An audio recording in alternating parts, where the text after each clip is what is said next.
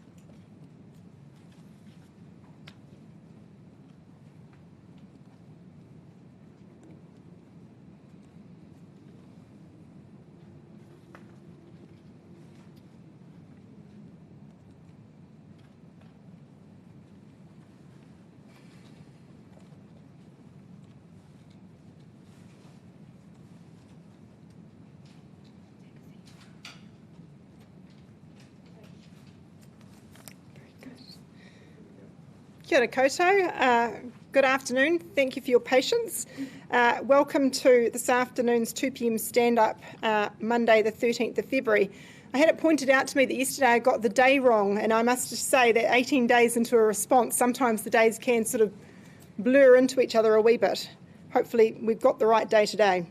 I'm Rachel Kelleher. I'm one of the Deputy Controllers for Auckland Emergency Management, and I have with me today our Mayor, Wayne Brown, Met Service Auckland-based meteorologist Georgina Griffiths, Auckland Transport's Executive General Manager of Safety Stacey Vanderputten, New Zealand Defence Force Colonel Mel Child, Fire and Emergency New Zealand District Manager Brad Mosby, and Vector Chief Operating Officer of Electricity, Gas and Fibre Peter Ryan. As we have quite a lot to get through this afternoon and some important information to share, I'm just going to ask that we don't take any questions, or we won't be taking any questions until we get through all of the speakers and to the end of the update. And that will just ensure that we get people the information that they want in a timely fashion. Then we will open up for questions. So starting with today's update, so Cyclone Gabrielle has not failed to keep us busy throughout the day, and we're continuing to work closely with the teams at Auckland Council, the Mayoral Office and our partner agencies to prepare and respond accordingly. I'm going to start, like I usually do, with inviting Georgina Griffiths, our Met Service meteorologist, to now give an update on Cyclone Gabrielle and share a bit about how it's behaving and what we can expect over the next coming hours, days. Thanks, Georgina. So hello Auckland, how are we going? We're about halfway through. We've had, as expected, the wind impacts. A lot of power out overnight yesterday and today with those easterly gales. Now that wind has favoured obviously Great Barrier Island particularly, but also the north and east of New Zealand. So we're in a wee bit of a break or a pause at the moment for wind. But we want to start focusing on this afternoon's rainfall. It's round 2, weather impact number 2. At the moment, the rainfall totals that we've seen in the last day and a half have just done their job of making everything nice and soggy again in Auckland, but no real impacts yet seen. Now, what we are monitoring is a line of heavier rainfall, so downpour type rain rates, those high intensity rain rates, that is currently sitting off the west coast of Auckland. We expect that some of those heavier falls start to roll back into Auckland later this afternoon, this evening and tonight.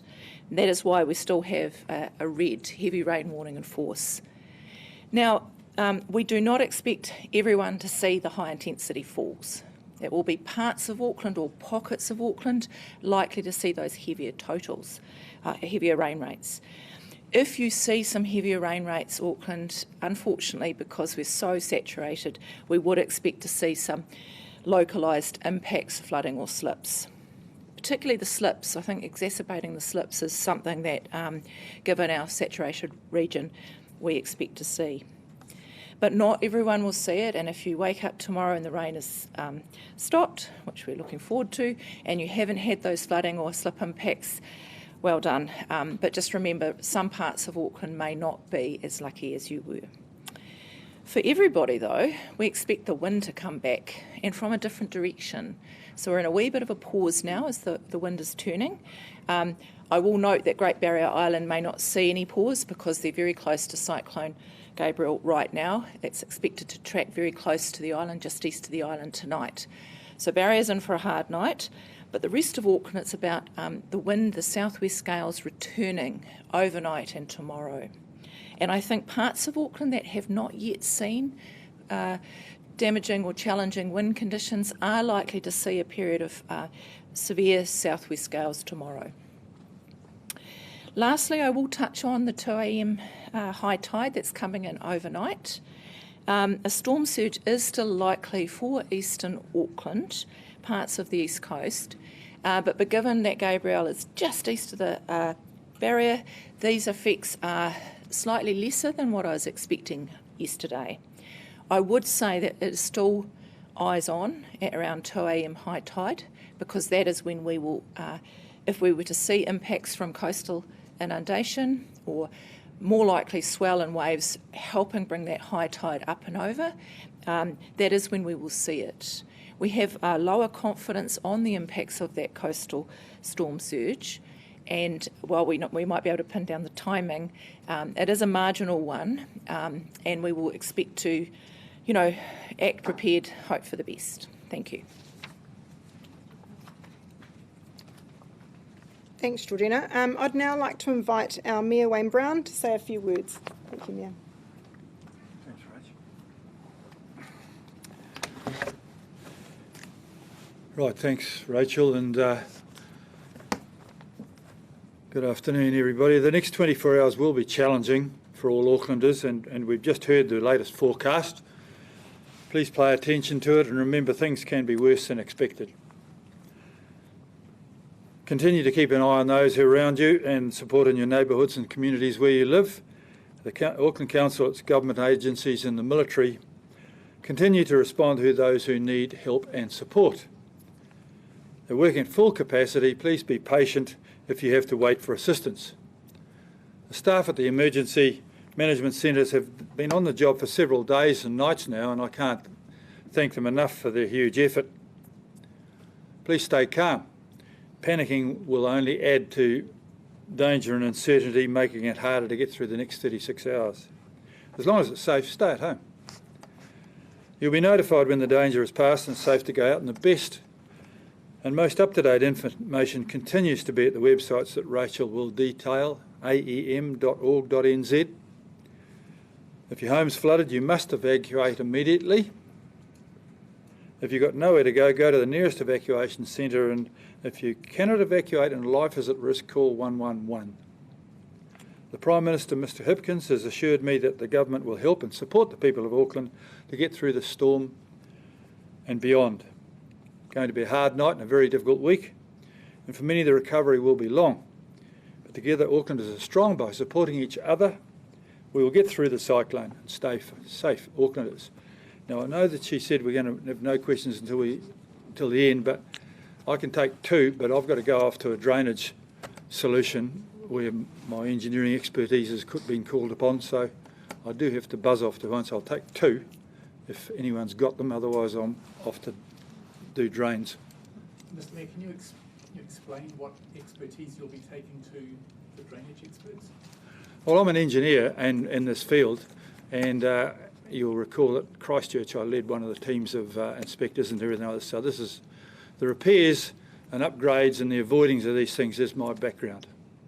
And you'll be offering what? Well, I think support and understanding. It's good to have. I've worked also with our geological engineers that are employed by council. We both agree on a lot of the solutions and causes, and I think the technical people are pleased to have a technically minded mayor with them. Okay? Another one? Yes, sir. Mr Mayor, are you putting out emergency messages in multiple languages for communities who don't speak English? Well, I'm not personally, but I'm sure we are. I think that's covered pretty well, and I think that those sorts of questions will be answered by Rachel. But thanks very much. Cheers, and thanks for coming, team. Bye.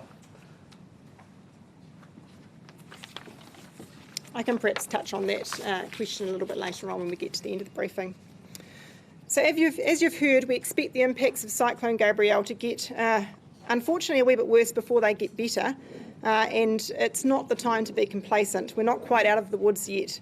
I can't stress enough that please have a plan to leave your home if you see water levels rising around you, or if you're worried about land stability around your property. Don't wait to be told to leave. We heard from our Met Service meteorologist, Georgina, that not all of Auckland is going to see the same weather or necessarily the same impacts. So it's really important that you keep an eye out on your own situation, and if you feel that you're in a place that's unsafe, that you take that action.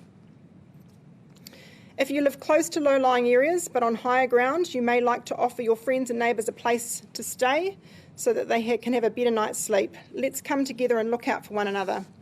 Civil Defence Centres, shelters and a number of community-led sites have been receiving people who have not been able to stay in their homes or with friends and whānau. While demand for these services since last night has been relatively low, we will continue to maintain these services through today and overnight to ensure that they're ready for anyone who needs them. A reminder just that you can find the locations of the Civil Defence Centres and shelters on our Auckland Emergency Management website, aem.org.nz, as well as a number of community-led shelters that have been stood up. The Auckland City Mission has been mobilised to provide shelter for people experiencing homelessness, and there are a range of people working together to make sure that everyone has access to a warm, dry place to shelter throughout whatever weather we experience in the next 36 hours. A big thank you to everybody for their mahi. I'm now going to hand over to Fire and Emergency District Manager Brad Mosby to give an update on the demand for their services so far and to reiterate what you can do to keep yourself safe. Thanks.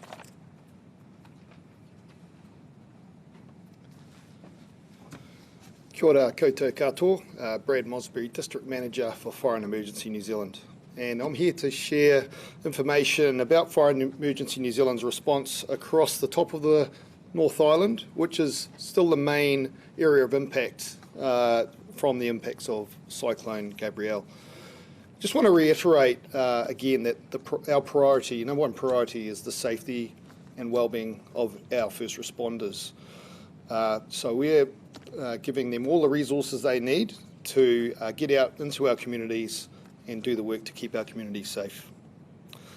Over the past 12 hours, from 1 a.m. this morning, we logged 198 incidents relating to severe weather.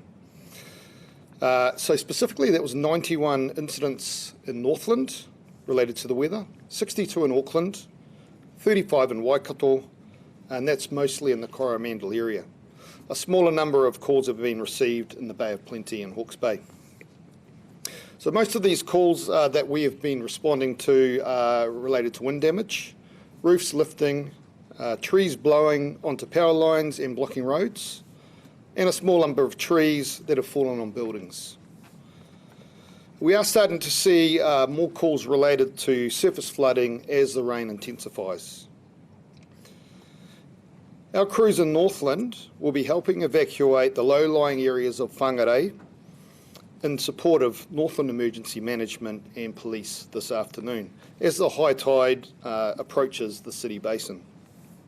So we've relocated some of our own resources to higher ground in Onarahi and Hilltop, both on the outskirts of Whangarei. Fire and emergency mobile generators have been positioned at strategically located fire stations around Greater Auckland and in Paihia and Whangarei.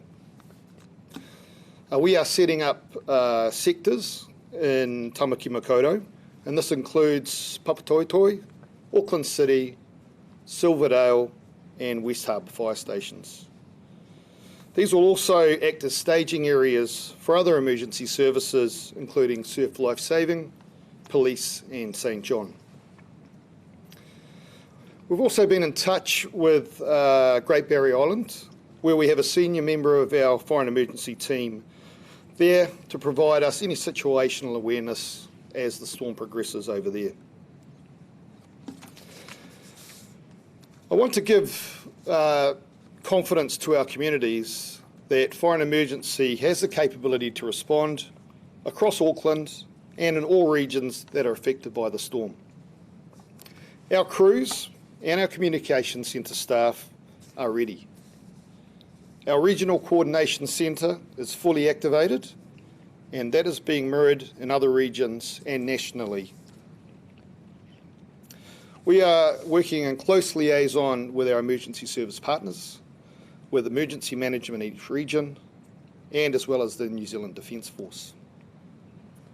We are expecting the numbers of 111 calls to go up steeply through the day, through overnight and into tomorrow.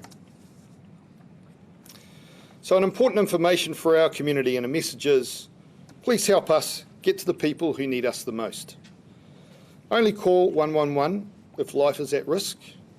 And for example, if you or others are trapped, you need rescuing, there is a fire, if there is a landslide, if you need to evacuate and you can't get out safely by yourself. We will always give priority to calls where life and safety is at risk. So please keep our 111 phone lines free for the people who need us urgently. Kia ora.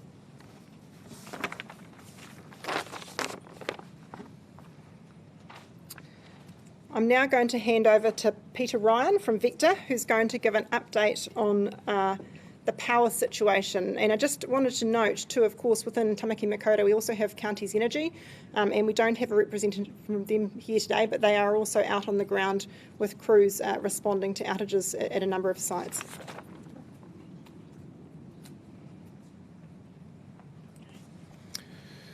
Kia ora, everyone. As of 1 p.m, 12,000 homes and businesses are without power across the Auckland region. Thousands more have been restored, but as we get power on in some areas, we are seeing more outages occur, and so we expect to see this number fluctuate throughout today and tomorrow.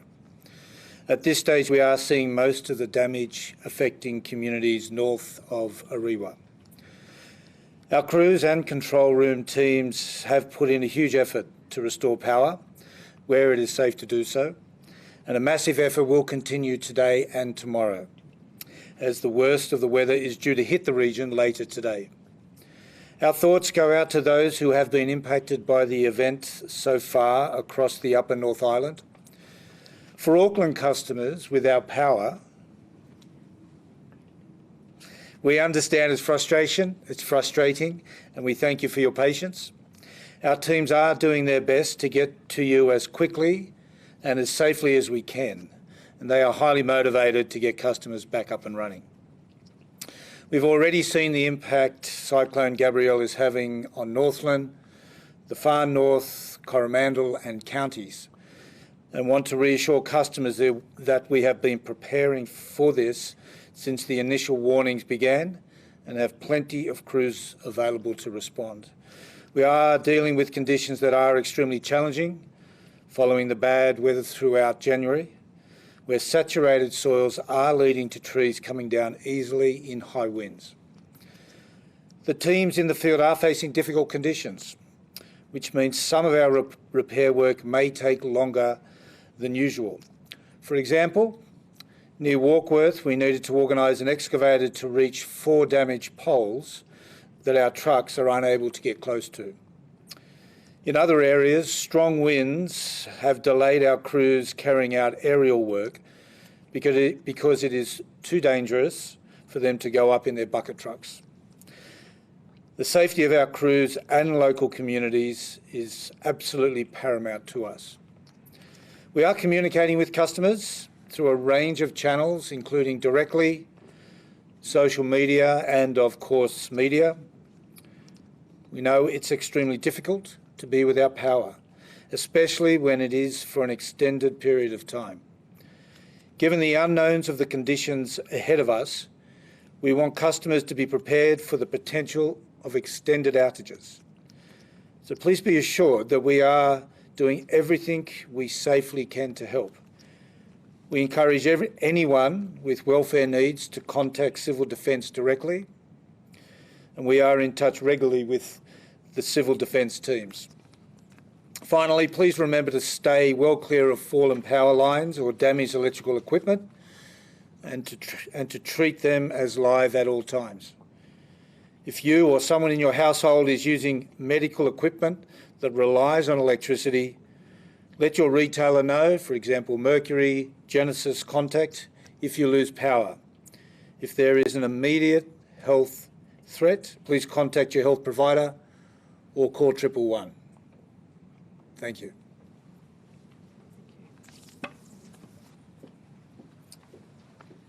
Just was advised that there was a cut to the live feed early on in the broadcast. So what I'm going to do is when we get to the end of the updates from the various partners that I have here, I'll just invite Georgina perhaps to do a quick recap of the forecast and then we'll go into questions.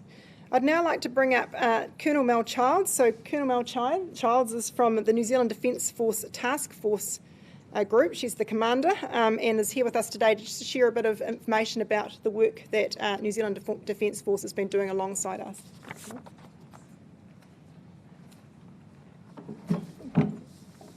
Tēnā koutou katoa.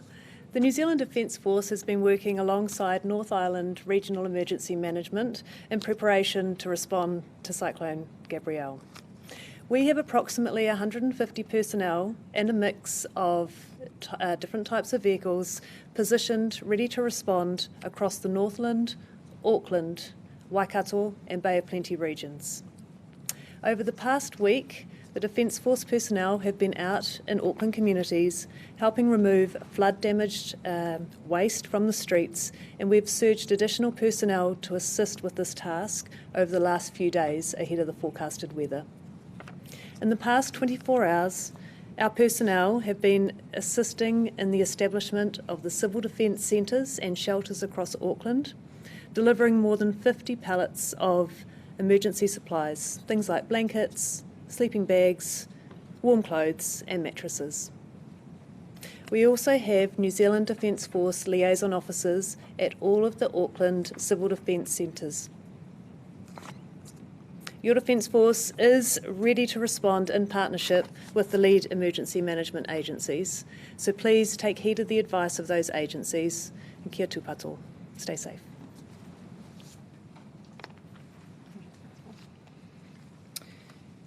And finally now, I'm going to invite Stacey Vanderputten. Stacey is going to give us the latest transport updates and what we should expect overnight and into tomorrow. Thank you, Rachel. And kia ora koutou. Firstly, we want to thank Aucklanders for listening to the guidance from Auckland Transport and Auckland Emergency Management and putting their safety and that of others first.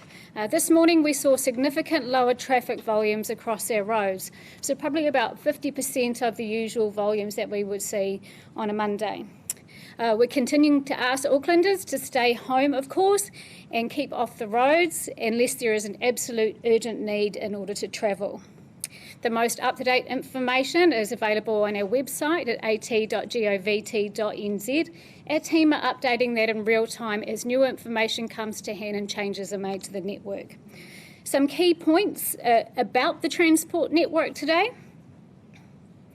KiwiRail has extended its suspension of all passenger train services in Auckland until at least midday Tuesday.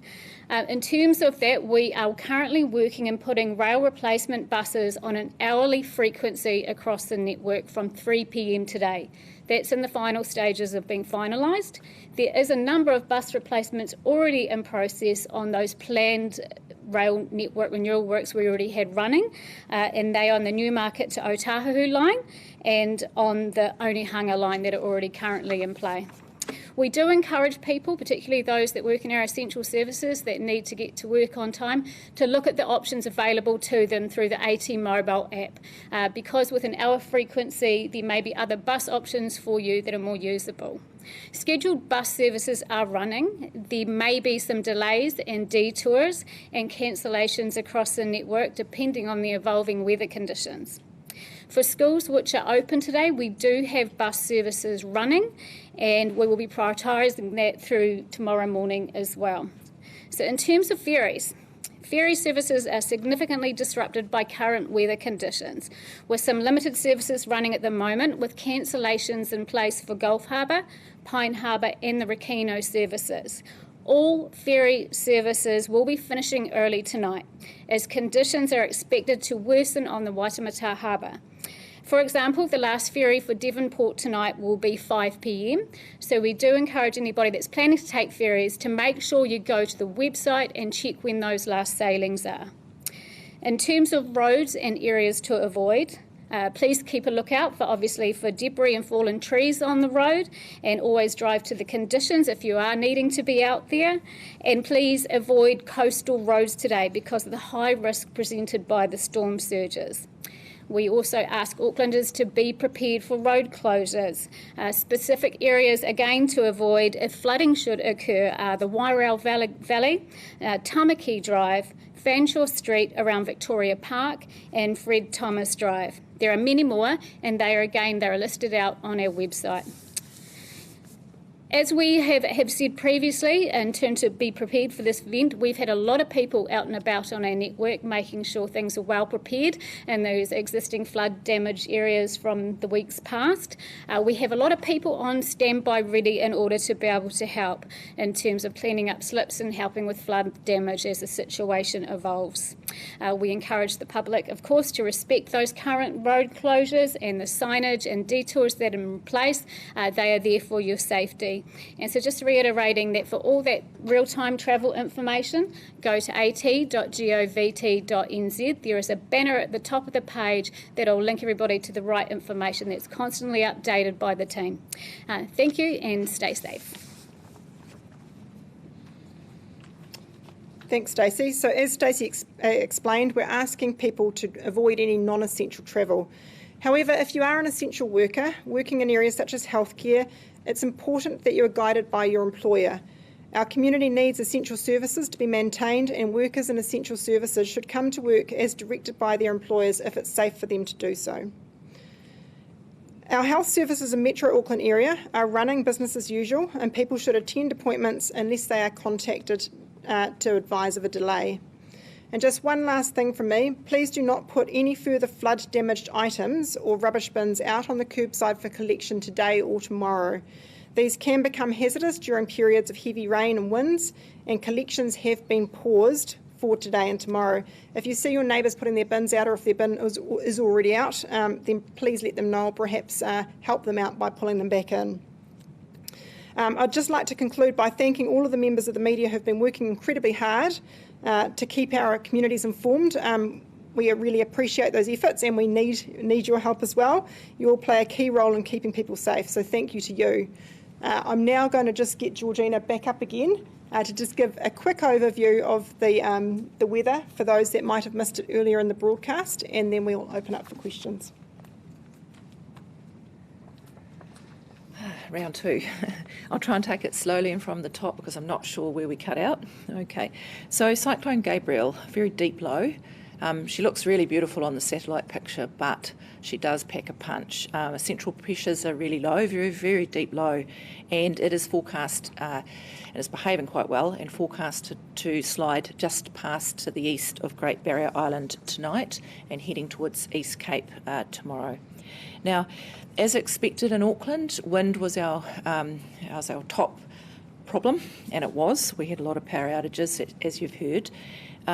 We got gusts 160 kilometres an hour at Great Barrier Island. It's still very windy out there at the moment because Cyclone Gabrielle is tracking closer to the island as we speak. Great Barrier Island also saw significant volumes of rainfall overnight. The rest of the region had a windy Sunday and also overnight period, and mainland Auckland saw gusts 110 to 130 kilometres an hour, which is a large number for Auckland and has caused problems. Talking about rainfall, yesterday's rainfall and this morning's rainfall, just the precursor, just making Auckland nice and soggy again, right up to saturation, ready for this afternoon. Now, we remain on red heavy rain warning for Auckland until 3 a.m. Tuesday. The reason we're worried about higher intensity rainfalls is because once they kick in, the region is already saturated. expect pockets of 25 to 40 millimetres an hour from any time this afternoon, from 3 p.m. or so, through till 3 a.m. So this afternoon, evening and tonight, some areas, but not all areas of Auckland, the mainland, should expect those high intensity falls. And given our saturation, localised flooding and or slips are expected. However, once the rain finishes, depends on where you are in the region, it might be midnight out west, but 3 a.m. elsewhere. That's it for the rain for Auckland, which is good news. There's light on that horizon. For the region, wind-wise, we're in a bit of a pause on the mainland right now for the strongest winds, the severe gales. Great Barrier Island is excluded from this conversation. It's in for a hard night.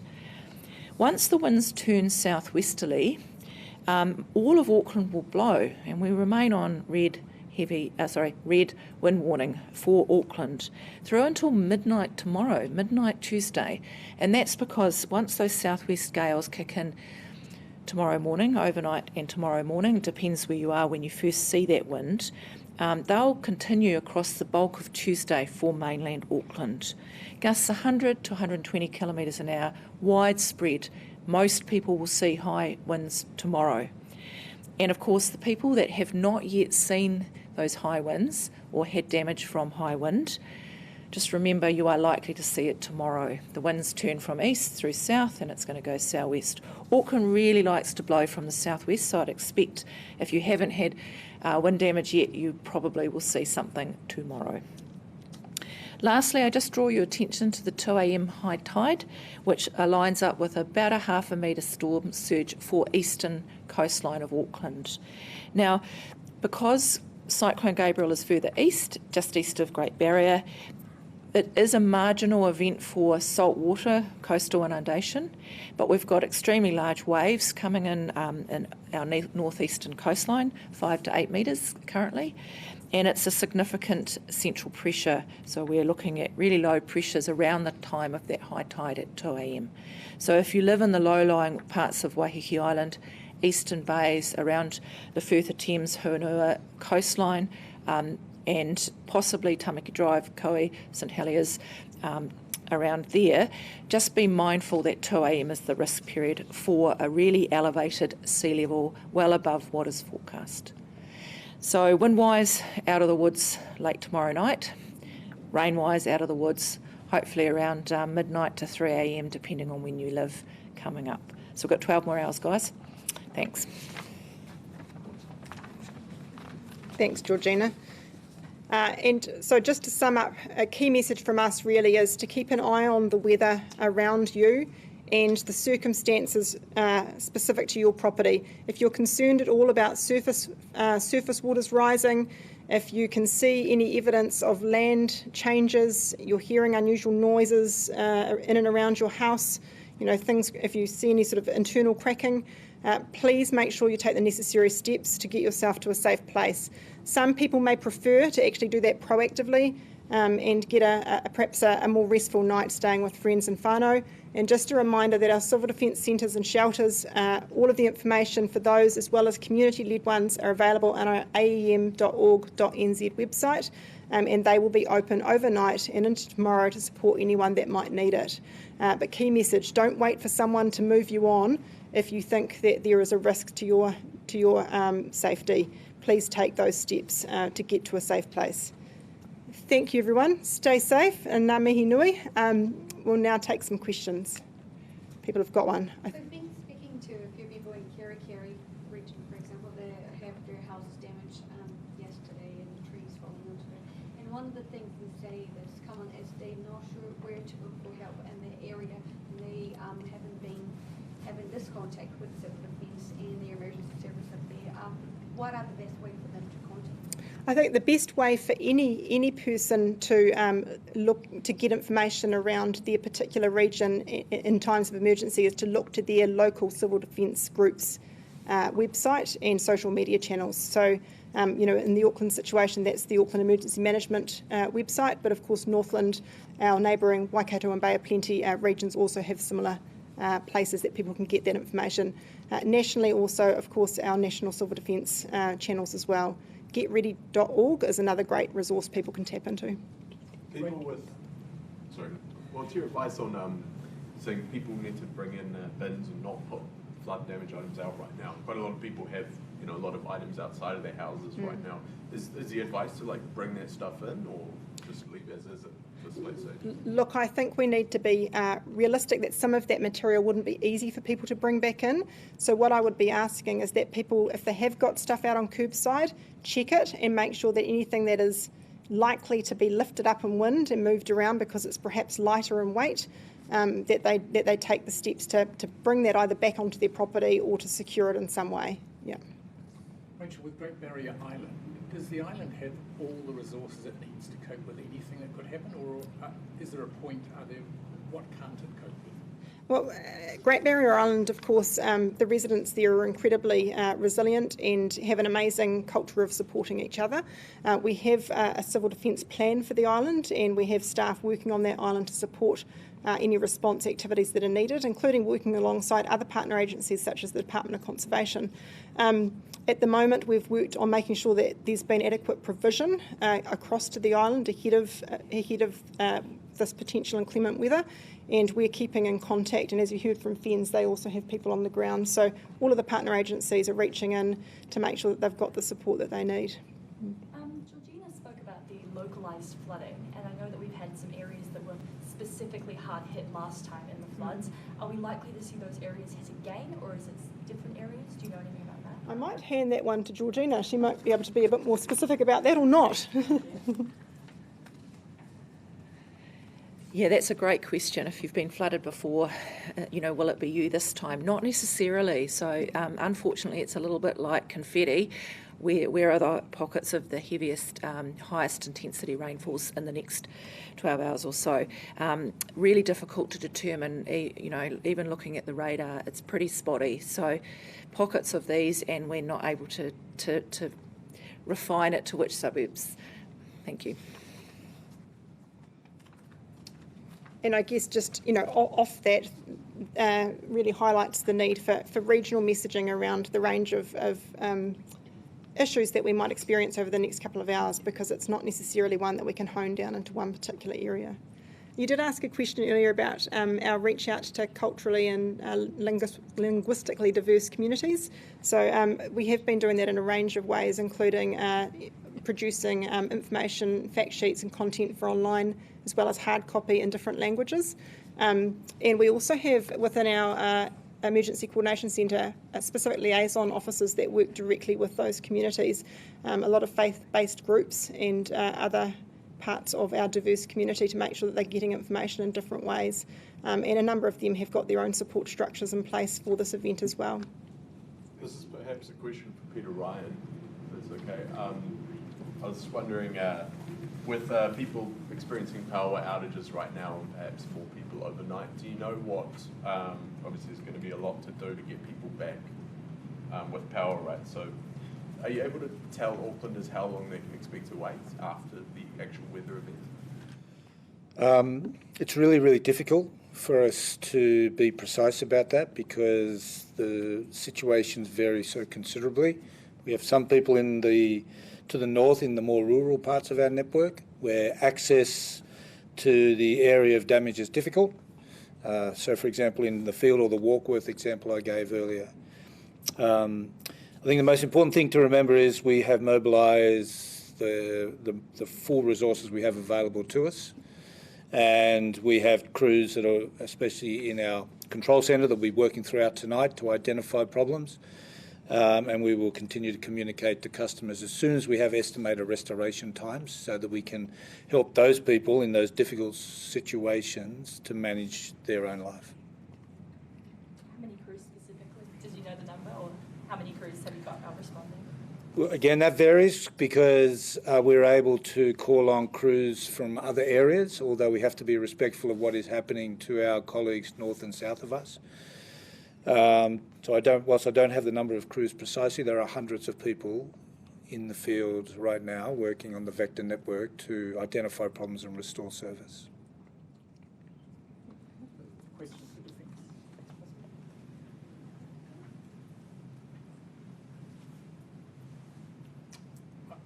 you've got the numbers, can you give us a tally of what equipment and resources you've got on the ground? And is there another level?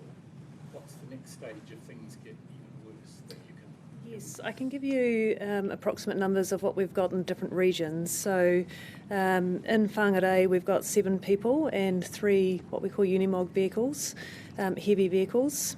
We have the 10 liaison officers and the approximate 100 personnel in the Auckland region, together with 4 of those particular heavy vehicles and a range of other vans and utes, etc. We also have an NH90 helicopter located here in Auckland with a crew in anticipation of requests that may come through. Outside of Auckland, we have about 25 personnel in Whitianga, together with 2 heavy vehicles, approximately 20 personnel in Opotiki, Bay of Plenty, again with 2 heavy vehicles and a range of other vehicles. Thank you. Thank you. If there's no further questions, we'll end this briefing here. Thank you again for your support in getting out the messages to our communities. We appreciate it.